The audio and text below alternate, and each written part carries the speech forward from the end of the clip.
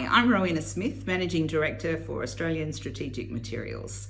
And I just want to acknowledge the recent announcement from the Australian Prime Minister Albanese, about their intention to establish a critical minerals strategic reserve if re-elected.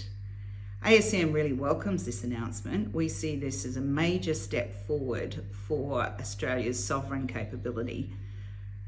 We see it as a recognition that critical minerals like rare earths are not just vital for the clean energy transition, but an essential component of Australia's national and economic security.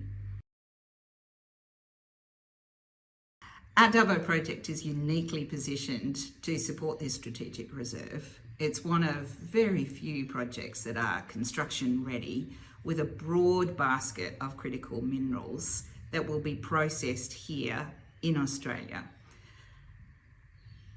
All of the products from our Dubbo project are included on the list of critical minerals for Australia, and indeed are on the critical minerals list for most of our allies.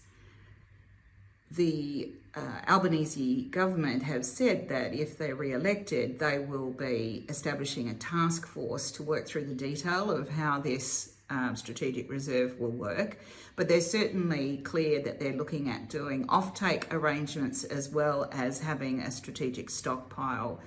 And that for us is really important.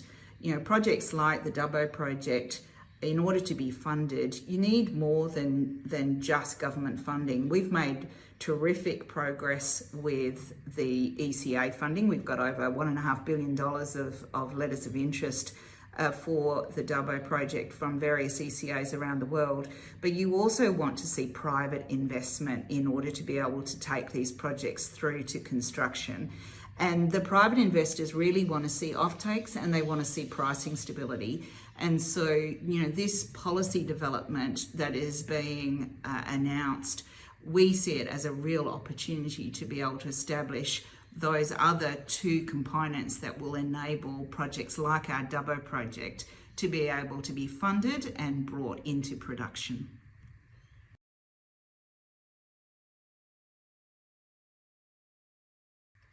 I'm heading off to the US to participate in the US ASM annual conference, where I'm going to be on a panel talking exactly to this topic. How do we work together as allies to establish these supply chains to ensure that we have leveraged each other's strengths and we can rapidly establish the end-to-end supply chain for these critical minerals that are so essential for our national and economic security?